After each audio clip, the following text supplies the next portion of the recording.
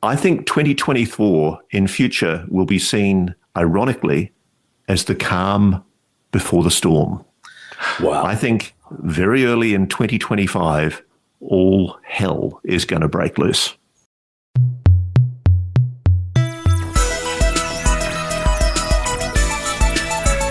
Welcome to the Skeptic Zone, the podcast from Australia for science and reason.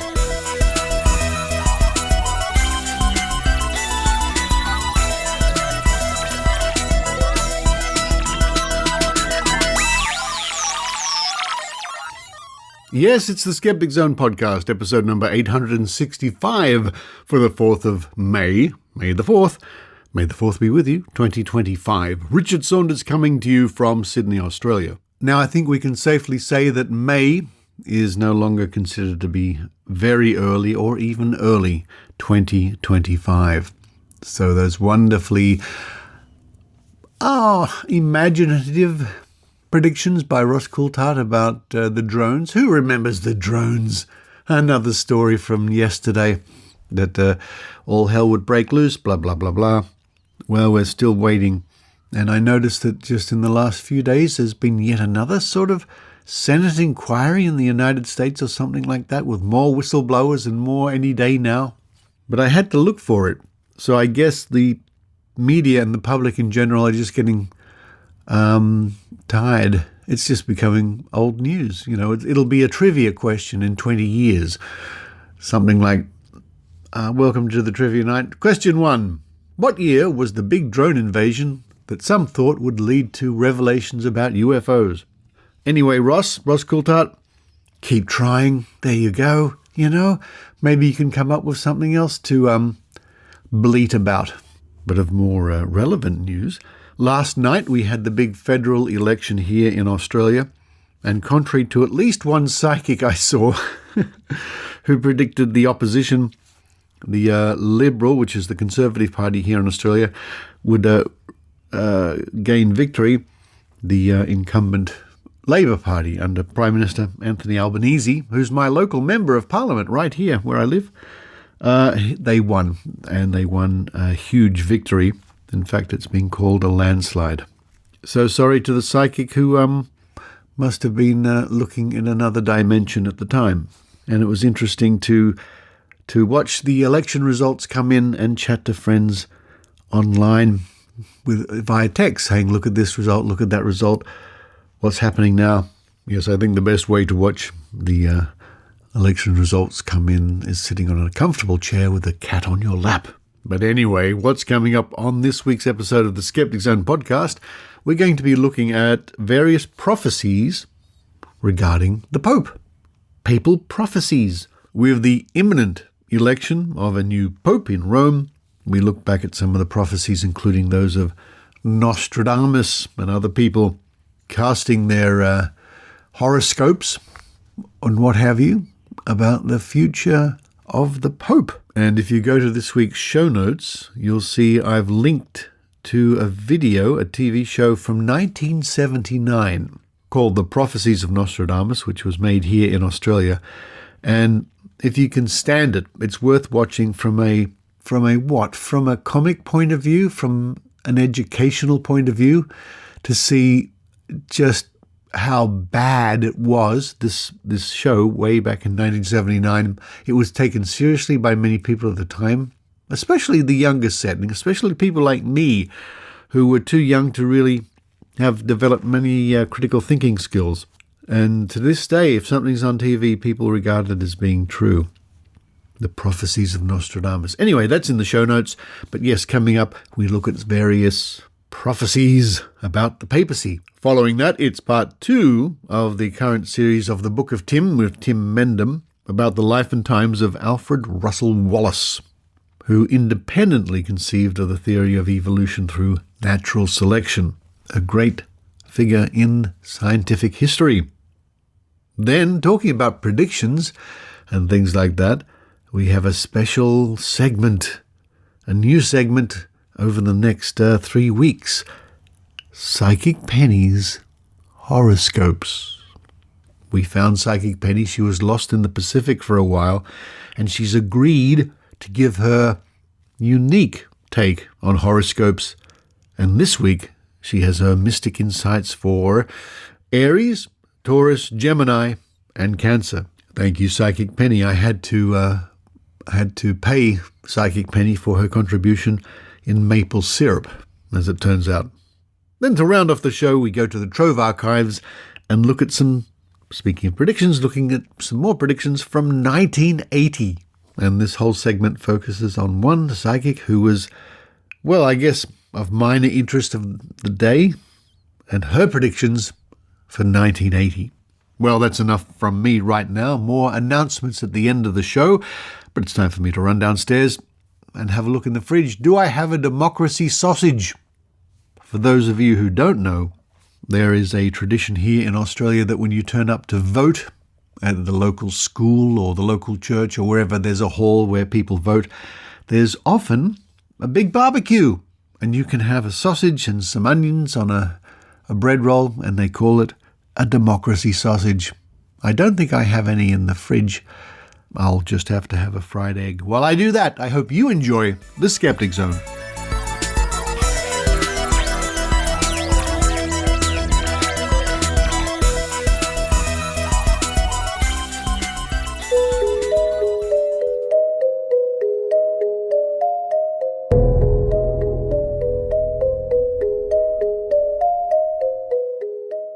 It's quite possible by the next episode of the Skeptic Zone, the Catholic Church will have a new Pope.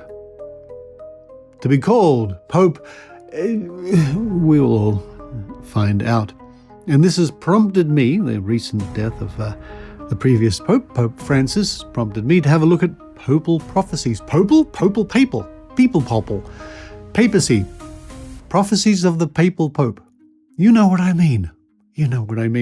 And it reminded me of seeing a documentary in the late 1970s here in Australia called The Prophecies of Nostradamus, which I have in my archives, a very poor copy, recorded off some old VHS tape many years ago.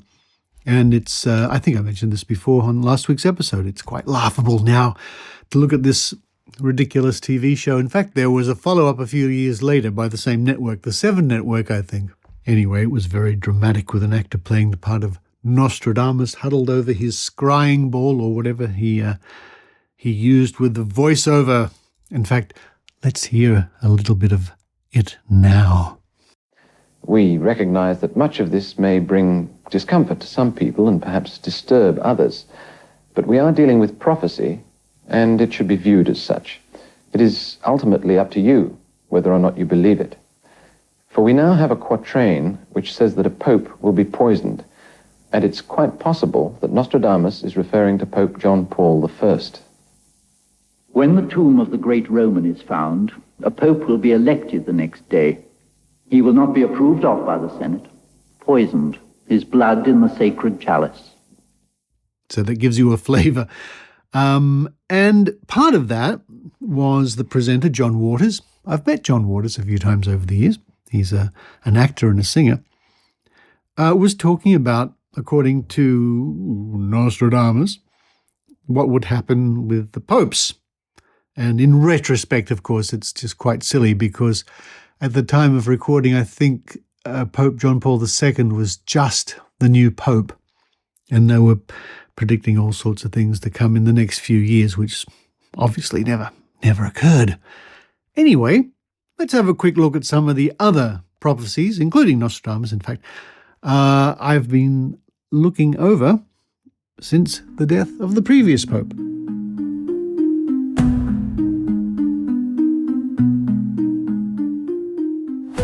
So we have what is probably the most talked about famous set of prophecies here, St. Malachi's Prophecy of the Popes from the 12th century, a list of 112 short Latin phrases allegedly describing each pope from Celestine II in 1143 to the final pope referred to as Peter the Roman.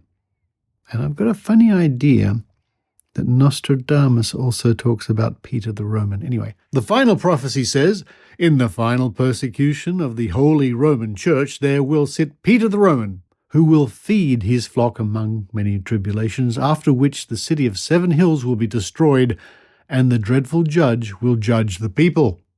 Maybe it was Judge Dredd. Well, I guess, what can we do about that? I don't know. We'll just have to wait and see. Nostradamus in the 16th century never quite clearly mentioned popes by name, but, this is typical of Nostradamus. And some have come to think that Century 2, Quatrain 97 refers to the Vatican. Roman Pontiff, beware of approaching the city that 2 rivers flow through. Your blood will be spilled, you and yours, when the rose will flourish. And of course, there are various interpretations and translations of what Nostradamus wrote.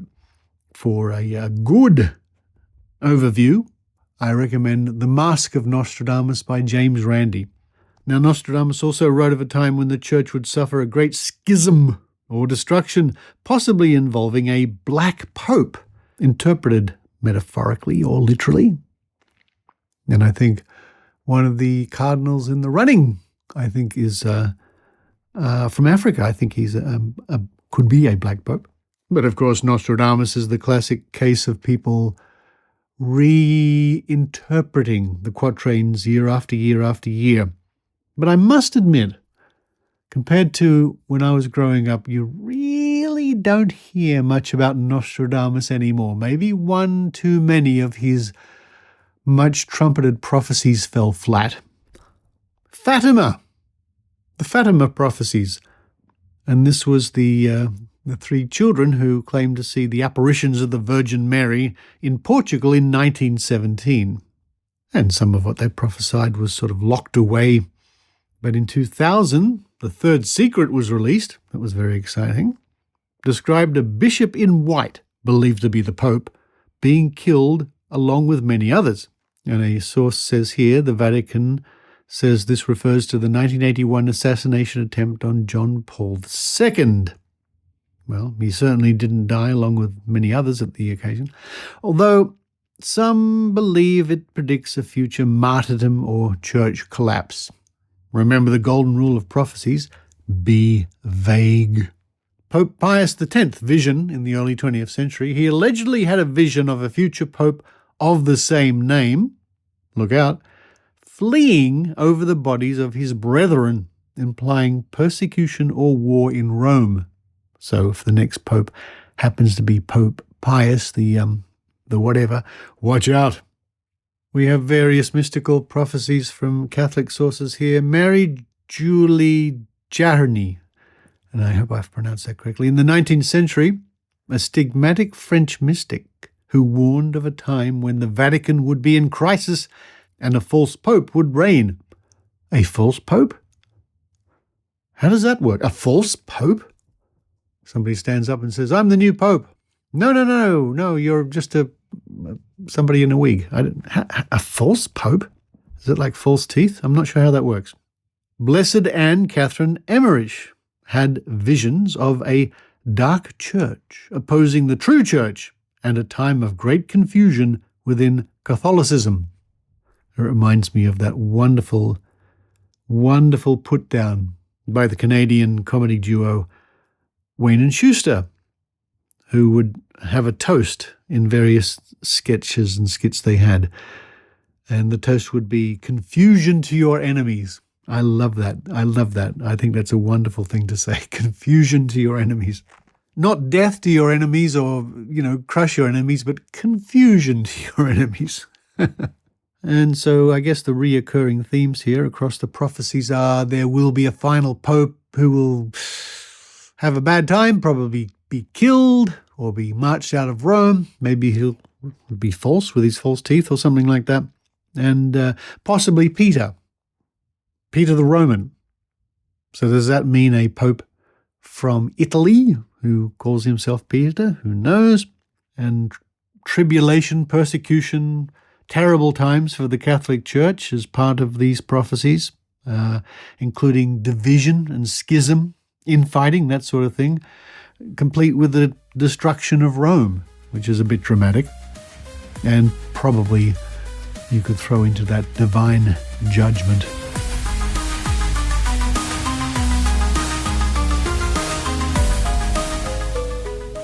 Well, there you go. Some interesting prophecies circling around the papacy. And again, by the next program, the next Skeptic Zone, there may well be a new Pope announced. I suspect there will be. I suspect they won't take too long. We shall see. Watch this space. And if the Pope is called Peter and he's Italian, then I think we all should take some precautions.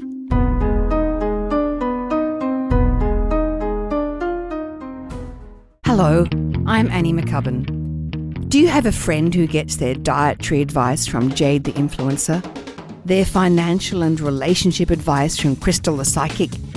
Has detoxes and colonics from Alice the Naturopath, and thinks vaccines cause autism and made the world flat? Are you sick of trying to convince them that they're being conned? Well, argue no more. Let me do it instead. Give them the link to my podcast, Why Smart Women, and sit back with a turmeric latte and immune-boosting supplement and relax. Actually, cut the turmeric latte and immune-boosting supplement. It's pointless. Just grab a cup of tea and tune into my podcast, Why Smart Women. See you soon.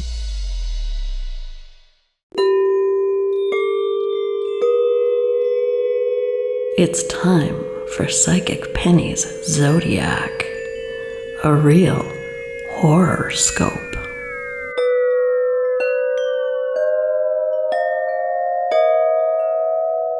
Welcome, seeker of universal knowledge, to the chambers of Psychic Penny. Through my contacts at the Galactic Federation, I am able to see beyond the stars.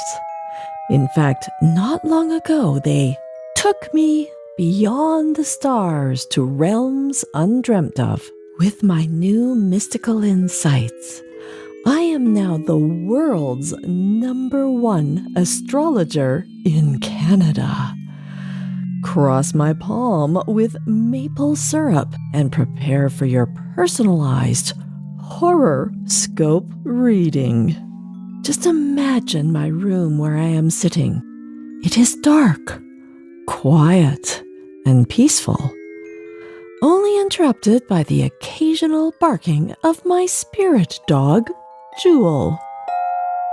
This week, I am striking a match, lighting a cosmic candle, and gazing into my once clear crystal ball, where I will seek the horoscopes of the star signs of Aries, Taurus, Gemini, and Cancer. Aries. Your love of animals extends to the kitchen, where you love to cook them. Did you know that animals have star signs too? Just imagine a ram born under the sign of a fish, or a bull born under the sign of a goat. Talk about confused animals.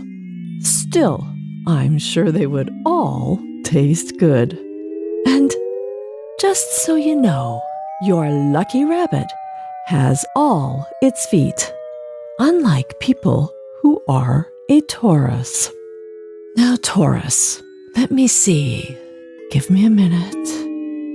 Pluto is entering the 4th region of the 2nd house just down the street, next to the Tim Hortons. Eh? What's that? Oh, I sense that Pluto is no longer a planet. Oh dear! You mean all those thousands of horoscopes that use Pluto as a planet are now null and void? Now that I did not predict. Oh well, I'd better make mine a double-double. Gemini. Even though you're really trying your best, other people of your star sign have voted you off your star sign. Please reapply to another star sign, or maybe try another planet with different star signs. And And lastly for today, Cancer. I see in your stars, I see that you are picking up your phone and dialing my $1.99 per minute terrific tectonic tarot hotline. Yes, let me see. The cards could tell you all. In fact, your cards are telling you to dial my $19.99 per minute spectroscopy psychic reading hotline. Oh, just wait. Oh, the amazing thing is I see the psychic predictions have you dialing my $39.99 per minute atmospheric astrological hotline, in which you're told to dial my $59.99 per minute fossil feng shui hotline. But why stop there? Thank you, seeker of eternal wisdom. I hope your horoscopes resonate with the higher frequencies of your lower self on the quantum field. Until next time, when I read 4 more horoscopes, may your future be as clear as my crystal ball, which is currently very fogged up after being in the South Pacific Islands for a long time. This is Psychic Penny, misting out.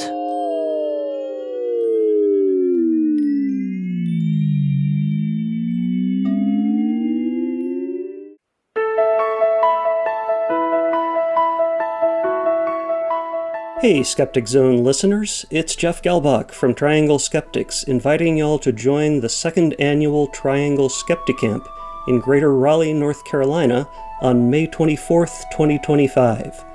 It's a day filled with talks and workshops purpose-made to build out your skeptical toolbox. Confirmed speakers this year include Skeptic Zone contributors Susan Gerbic and Adrian Hill, along with local paranormal investigator John Michael and local disinformation educator Saisa Schumann. But the conference day is just the start. We're kicking off with a social event the evening before, and keeping the fun going with more activities the following day. Come connect with fellow skeptics and free thinkers from the Triangle area and beyond. Attendee registration is open now. Use code SKEPTICZONE, all one word, at checkout to score $5 tickets. The event weekend again coincides with Towel Day, so bring yours and get to know some very hoopy froods. Find details and get your discounted tickets at triskep.org. That's triskep.org with code SKEPTICZONE. See you there.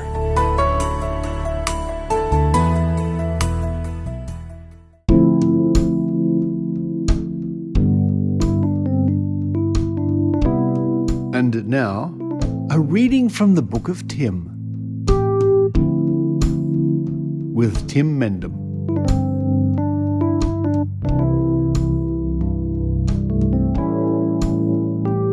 Hi, my name is Tim Mendham. I'm the editor and executive officer of Australian Skeptics Inc. And this is an article continuing on Alfred Russel Wallace. This is part 2 of an article that appeared in the Skeptic magazine June 2024, which is volume 44, number 2, written by yours truly. And last time we looked at a bit of the background of Wallace, how he was well known at the time, and how his reputation has sort of fallen away a bit. A sad thing for someone who was so well respected. And he looked there at his kind-heartedness. He was supposed to be a very nice fellow. But that kind-heartedness and willing to see the best in everyone turned out to be often to his own disadvantage, including in regard to his most important discovery. John Durant, the adjunct professor in the Science, Technology and Society program and director of the MIT Museum, an article in the British Journal of the History of Science in 2009 said, "There were few more likeable figures in the history of science than Alfred Russel Wallace. A warm-hearted and generous man, he won the admiration of virtually all who knew him for what one contemporary called the charm of his personality. Typical of this charm was his behaviour over the potentially sensitive question of his co-authorship with Darwin of the theory of natural selection. And another quote from Durant. Ignoring all the disputes which might so easily have followed the events of 1858, Wallace never ceased to give Darwin all the credit for their theory. In 1864, the author of The Origin chided the younger man for his deference, writing, "You ought not to speak of the theory as mine. It is just as much yours as mine. One correspondent has already noted to me your high-minded conduct on this head." But Wallace's reply was equally firm. "As to the theory of natural selection itself, I shall always maintain it to be actually yours and yours only. If anyone is responsible for the comparative neglect from which the other man of Darwinism has suffered, it is the other man himself." Wallace developed his version of the theory in a hut on the island of Ternate, although later research suggests it may have been the larger island of Gilolo, now called Halmahera, to the east in Indonesia. He stated that it was while he was in bed with a fever that he thought about Malthus's idea of positive checks on human population and had the idea of natural selection. As he said in his autobiography, "It occurred to me to ask the question, why do some animals die and some live? And the answer was clearly, on the whole, the best fitted live. And considering the amount of individual variation that my experience as a collector had shown me to exist, then it followed that all the changes necessary for the adaptation of the species to the changing conditions would be brought about. In this way, every part of an animal's organisation could be modified exactly as required, and in the very process of this modification, the unmodified would die out, and thus the definite characters and the clear isolation of each new species would be explained." For me to add in something here, actually, you note that he says that in the whole, the best fitted live. Now, that's not survival of the fittest, which is often misinterpreted to mean the survival of the strongest. The best fitted could be the one that fits in to the environment better, works with the environment rather than against it. And so Wallace's understanding there was pretty spot on. Anyway, we continue.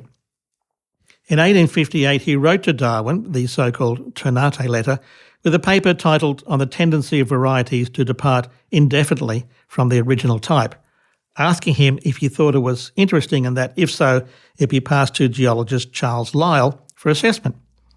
This led to the famous Linnean Society of London meeting in July 1858, in which Wallace's essay, as well as one hastily put together by Darwin, were presented, and the rest is history. Wallace's later book, The Malay Archipelago, The Land of the Orangutan and the Bird of Paradise, a narrative of travel with studies of man and nature, was a chronicle of his scientific exploration in the East Indies during the 8-year period 1854 to 1862. It appeared in 2 volumes in 1869. It was delayed by Wallace's poor health following his stay in the tropics and his need to catalogue the collections he brought home. It was a huge success, going through 10 editions in the 19th century. It has been reprinted many times since and translated into 12 languages. He dedicated the book to Darwin, not only as a token or personal esteem and friendship, but also to express my deep admiration for his genius and his works. Always the gentleman, it was this generous nature that led him to believe many things that would be and were anathema to more scientific minds. One of those is the supernatural. In 1844, while a young teacher at a local school, Wallace attended a public lecture at the Mechanics' Institute in Leicester, where he witnessed demonstrations of mesmerism, the early form of hypnosis that drew on this science of animal magnetism and named after its developer, the 18th century German physician Franz Mesmer. Wallace conducted his own experiments and soon found that he could mesmerise his own students. His first ever published work was a letter to the Critic magazine, published in May 1845, in which he criticised an earlier correspondent's, quote, mesmeric experiments with metals. And Wallace said, "I beg to send you a brief account of a few experiments I have made on the same subject, the results of which, however, do not agree with those of your correspondent." At the same time, he showed an interest in phrenology, an interest he maintained all his life. For those who don't know, phrenology is reading the character of a person through the bumps on their head.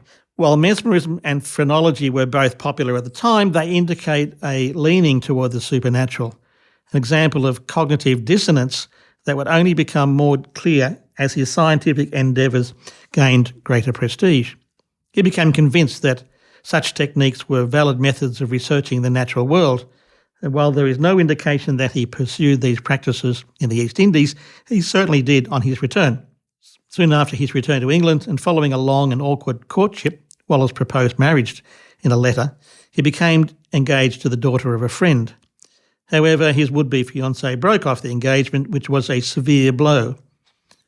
Wallace later admitted, "I have never in my life experienced such intense, painful emotion."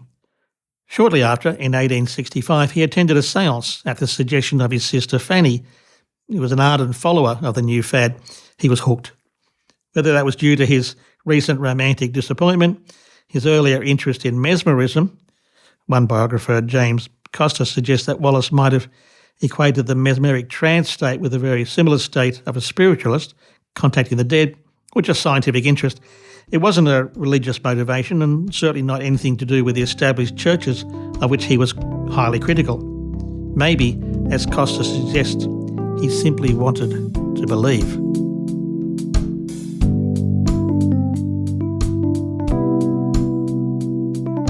And that's part 2 of this article on Alfred Russel Wallace, named Unnatural Selection, which appeared in the Skeptic magazine from June 2024, which is volume 44, number 2. And that whole issue is not yet available on the website. It will be soon.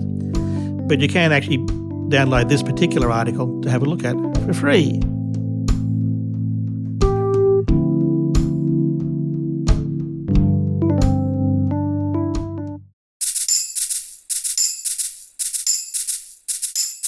G'day, Dr. Karl here, popping up on your beloved Richard Saunders podcast, inviting you to follow me on TikTok, where things are much faster. And it all has to happen in a minute or less. So, why do diet drinks get you drunker? For example, a rum and diet cola versus a rum and regular cola.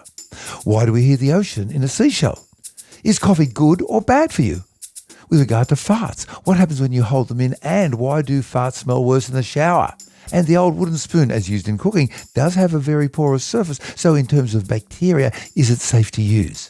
And of course, we all know that destiny shapes our ends, but so do the natural electrical fields that we generate, and marijuana munchies might be related to a 500-million-year-old mutation that makes eating enjoyable via our natural cannabinoids that our body makes. Just follow me on TikTok, at Dr. Karl, DRKARL, to find out the answer to all these questions and more.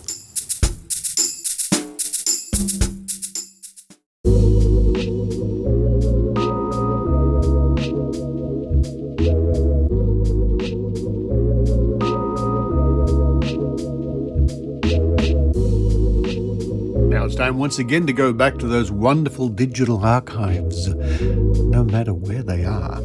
Sometimes they're online at trove.nla.gov.au. Sometimes they're in libraries. You can go to libraries and look up microfilm and microfiche and micro lots of things and discover lots of information there. And sometimes they're physical. They're in collections. People cut out clippings and snippets from newspapers and keep them in scrapbooks and whatnot over the years. And this is where we come to today's adventure. And this is a newspaper kept by Peter Hogan in Victoria. And Peter's a long-time member of the Victorian Skeptics, and he's kept this for many years. It's made its way to me for archival purposes, so I could keep this in the archives. And this comes from the Melbourne Times, dated the 16th of January, 1980, and it's all about psychic predictions.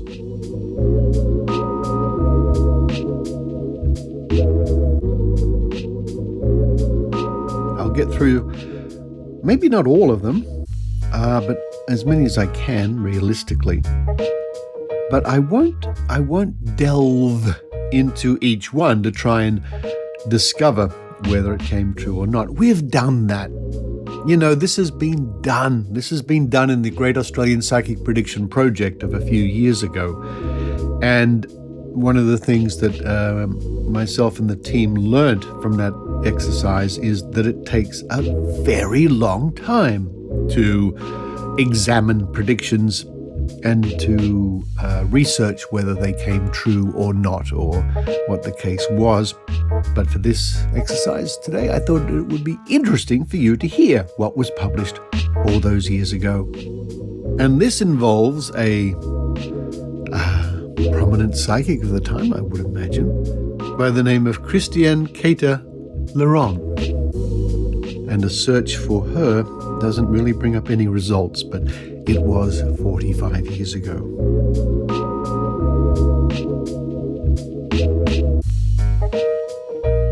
Oil fields sabotaged in Iran.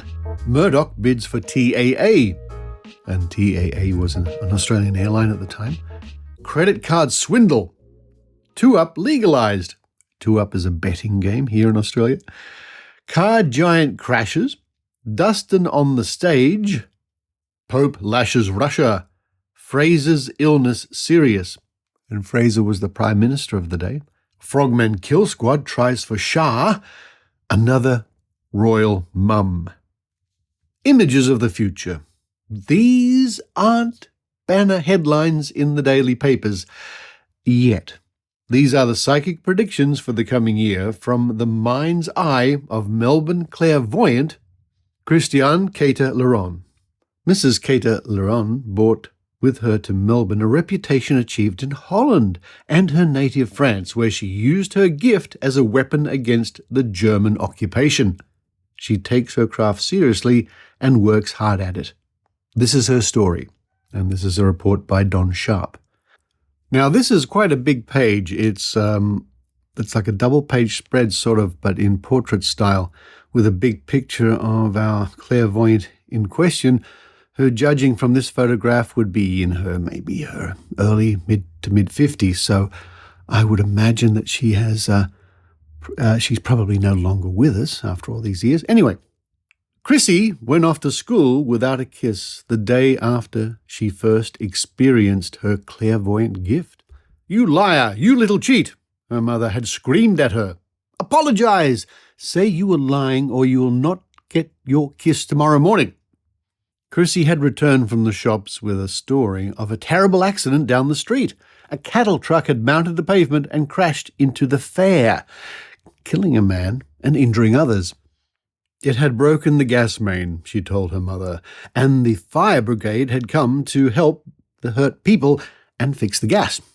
Her mother threw on a coat and rushed out to see. Soon she returned, stern-faced. There was no accident at the fairground. She abused and beat her little daughter. Chrissy was made to kneel in the corner of the kitchen and eat her supper, bread and water, from a chair. She was then sent to her room. Chrissy, just 12 years old, was determined. She had seen the accident which sent her mother scurrying out into the cold grey streets of Paris. For the first time, she left the apartment unkissed. Chrissy went about her chores when she came home from school that day. She was alone as her mother was working. She set the fire, prepared the vegetables, and put them on the stove. Her mother walked in with a very strange expression on her face and a newspaper in her hand. There had been an accident that day. A cattle truck had mounted the footpath and crashed into the fair. A storeholder was dead. Never again was Chrissy punished for speaking of the events which came increasingly before her mind's eye. Christiane Cater-Leron grew up in France and Holland to become an internationally respected clairvoyant. She now lives in Melbourne with her husband Bill, and at 61, she's 61, okay, she looked younger in a photograph, is petite, vital, and unmistakably French. Mrs. Cater-Leron sees a number of startling developments in the coming year. Her forecasts for 1980 range across international affairs, scientific and medical breakthroughs, crime and commerce, to people in the news both at home and abroad. Whether you are a believer or a skeptic, they make fascinating reading. Now, before I get into some of her predictions, and there are many here on this big page, I guess for me, one of the events of historical importance that stands out for the year 1980 would be the murdering of John Lennon. And that was certainly out of left field. Now, what I will comment about the story here about how she was a young girl and this happened and that happened, well, who knows? It just might be a good story. Who knows? And I guess it wasn't up to the reporter to try to dig out the truth at this stage. It was just up to the reporter to have a couple of pages to fill in the newspaper. Anyway, let's read some of these predictions. And if I happen to know the answer to these, I will mention it. Otherwise, I won't. As said before, we've done this exercise. We've gone through and discovered that roughly 11% of what is predicted by psychics can be said to come true in one sense or another. Now, if you're playing at home, you may wish to shout out the answer or research. Up to you. World affairs. American hostages in Iran released before February the 2nd. Secret non-aggression pact between China and the US made public. Vatican in uproar over the Pope's unprecedented attack on Russia. Causes persecution of Roman Catholics in Russia. International drug squad formed, not Interpol. Drug problem increases. World squad has no success for at least 18 months. Then the traffic slowly declines. Sensational release of an important political prisoner in exchange of concessions involves Russia, the US, and England. Assassination attempt on Iran ruler fails. Ayatollah mobbed and hurt. Tiff among the royal family. Prince Andrew becomes rebellious. I think even way back then he sort of had a reputation for being a little bit rebellious. Holland's Queen Juliana steps down in favour of her daughter, Princess Beatrix. Strikes in the West German steel and mining industries. Violent demonstrations against Russia near the Berlin Wall. President Carter handles the invasion of Afghanistan with great tact and courage. War close, but eventually averted. Tsar has a relapse and never recovers. Terrorist frogmen attempt to kill him. Concrete building on Panama Canal blown up, partly blocking canal. Japan is in the news in February, March, with the announcement of a breakthrough in liquid coal and fuel and different electric devices. Different electric devices, a little bit vague. Iran. Sabotage causes enormous damage to oil wells. Iran forced to compromise because it needs American technicians and materials to carry out repairs. Iran. Carnage, chaos, and disruption. Thousands go berserk. Another DC-10 tragedy. And just quickly, I can't see that that occurred in 1980. Although there was one, apparently, just looking here, in 1979. So I guess that's why she wrote another tragedy. France in serious political and economic troubles due to gold inflation. International spy ring discovered in May. A baby for Princess Anne. Princess Anne did have another baby, but it wasn't until 1981. Queen Mother ill with bowel trouble. Oh dear. Australia plays an important role as a mediator in a world crisis around August. Rebellion in Papua New Guinea leads to changes in the administration. Now, as I'm reading these off, and there are many more to come, although I might not cover them all, I think you can understand how hard it is to go back and research all these predictions. It takes a very long time. And that's what we discovered in the prediction project. And that's why TV shows, morning TV shows, and so on, are very happy to have psychics on at the beginning of the year or the end of the year with the coming year's predictions. But it's just pointless for them to wait a year and have somebody waste time trying to discover whether this psychic was wrong or right, when all the TV show is interested in is filling up 5 minutes of vague interest to their viewership. It simply doesn't matter if they're wrong or right. Anyway, let's read some more. Unrest in small group of Pacific islands. National strikes bring France to a standstill. Troops restore essential services. Pope intervenes in Northern Ireland, bringing temporary truce. Carter re-elected. Well, I think Ronald Reagan would have something to say about that. Again, for most of these, I simply don't know if they came true or not, but some of them we do. Mass killer claims 10 to 12 lives in the US. That's sadly, that's hardly a startling prediction. Serious unrest on American university campuses. Students clash with police during demonstrations against Russia and Iran. Lives lost. Now there are 10 or 12 more here in the line of general world predictions, but let's move on to the next column. And this is under the heading of disasters. Here we go. Southern Aurora has serious accident. Serious accident with oil well near Sale. And Sale is a town in the state of Victoria. So any listeners in Victoria who know the Sale area might recall or not a serious accident with oil near that town. A big shout out to my friends in Victoria. Oil spill after tanker damage, March, April. Fire in caravan park near the New South Wales-Victorian border. Coast around Lakes Entris damaged by heavy storms. Fire causes extensive damage to a large Melbourne city restaurant. Drought throughout the country. Main crop and cattle damage in Victoria. Tragedy at Penrith. Could be fire. Shocks, it says. Very big bank card and credit card swindle uncovered. I think that's probably every year.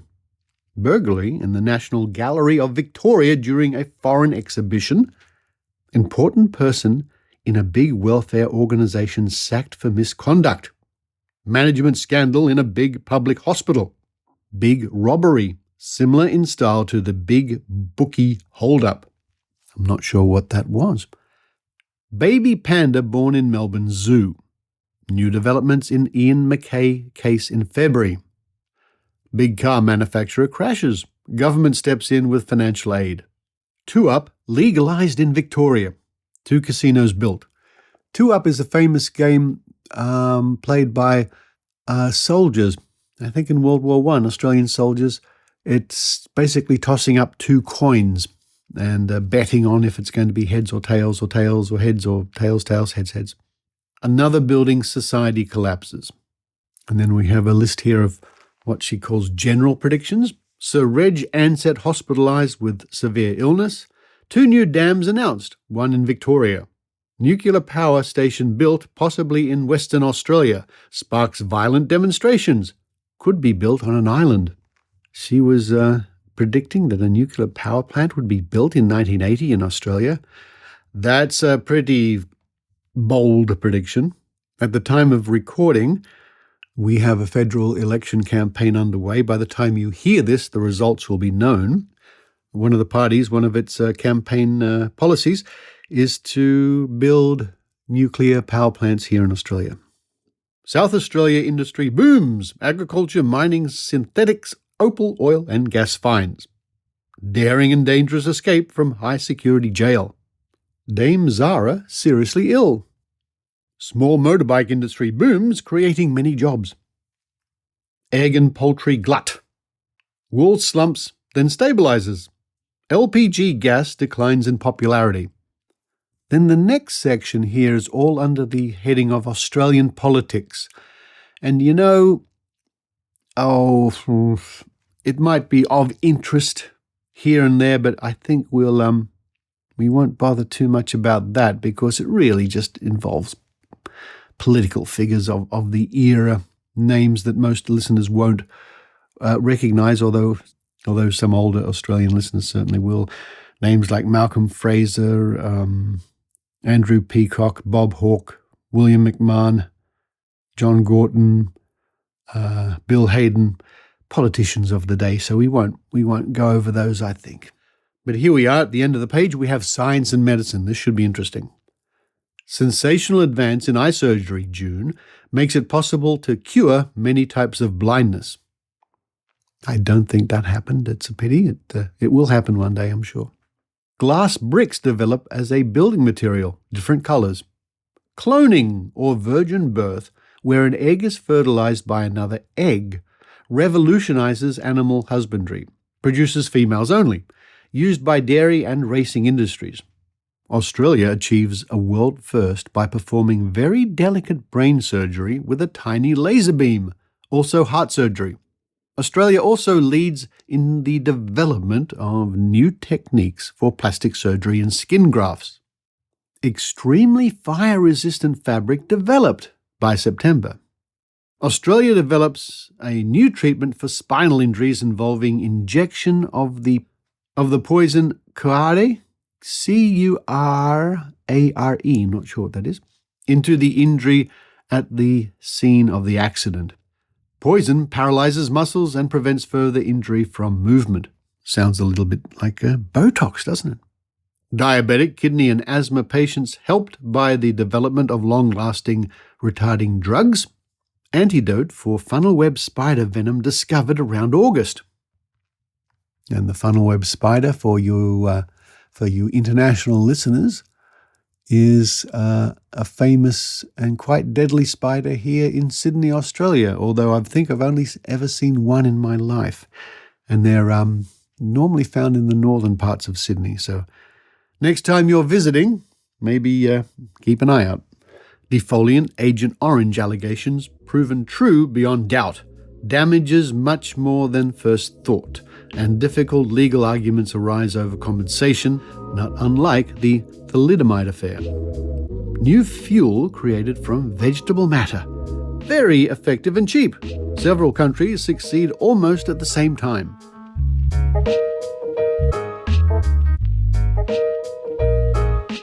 Well, there we are. Some of the amazing predictions rattled off in 1980 by Christian Cater-Laron. And again, another search finds nothing. Nothing about this particular clairvoyant who gained some sort of immortality here by having her story published in the newspaper, that newspaper being set aside for 4.5 decades, and finally being read to you on the Skeptic Zone. But you too can find out about all sorts of things that happened or didn't happen or could happen, or maybe didn't happen the way predicted, or whatever you want, when you go to Trove at trove.nla.gov.au, or your local library, or other online resources for newspapers, and do a search, because when you do that, when you look into the future, you never know what you might find.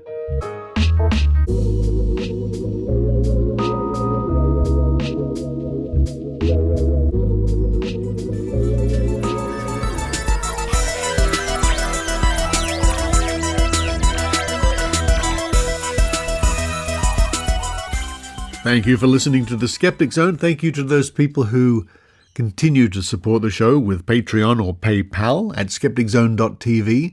With the Australian dollar still not so great, it means that if you're in the United States, then you send some money the Skeptic Zone way via a contribution, or if you want to sign up with Patreon or whatever, your dollar goes a lot further. And speaking of the United States, I will be making my way there in a couple of months to join Brian Dunning's cruise to the Bermuda Triangle. A ship full of skeptics. I know, almost said psychics. A ship full of skeptics, including Brian himself, Ross Blotcher from various podcasts, and a new one coming up soon, Ben Radford, the famed paranormal investigator, Ben Radford. Susan Gerbeck will be there. Lara Benham, the Secretary of Australian Skeptics, and you know her as Commander Lyra on the Psychic Penny Adventures. So lots of people. Tickets are still available. Brian tells me that there are still some cabins still available for any last-minute decisions you want to make. Don't make them too last-minute. Have a look at the Skeptic Zone homepage. On the right-hand side, you'll see a link to Bermuda Triangle Adventures. Which reminds me, I must get my visa waiver paperwork in order. But for this week, this is Richard Saunders signing off from Sydney, Australia.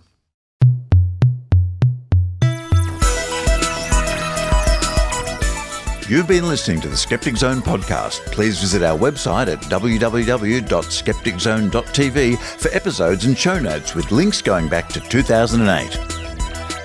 You can follow the Skeptic Zone on Facebook, X, TikTok and YouTube by clicking the links at our homepage, together with links to support the show financially via Patreon or PayPal.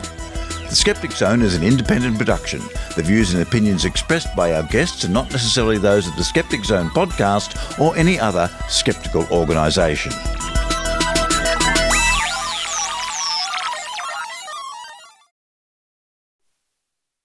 In a bungalow behind the thrift store bins, Penny read palms with a devilish grin. But late one night, with a crystal flash, a wormhole opened near the backroom trash. The Galactic Federation called her name. Psychic Penny, we need your brain. With a crystal and a mood ring glow, she strapped on boots and said, let's go. She's got visions, vibes, and laser spells. Reads the future like ringing bells. With Zorak and Lyra in tow, taking on aliens you will never know. From Mars to Andromeda, wild and uncanny, they all know the legend of Psychic Penny. Faced a warlord with 7 green heads, he laughed till she zapped his socks to shreds. In mighty the rusty bucket starship, all systems go. It's really hip. They rewired wormholes with a paper clip and saved 3 moons on a coffee trip. Penny winked, this fate I chose, then dodged a laser in secondhand clothes. She's got visions, vibes, and laser spells. Reads the future like ringing bells. With Zorak and Lyra in tow, taking on aliens you will never know. From Mars to Andromeda, wild and uncanny, we all know the legend of Psychic Penny.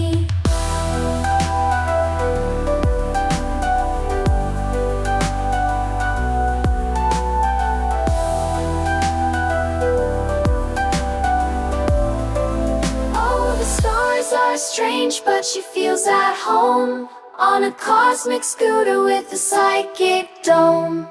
The Federation salutes, the galaxies cheer. She's the hero of the weird frontier.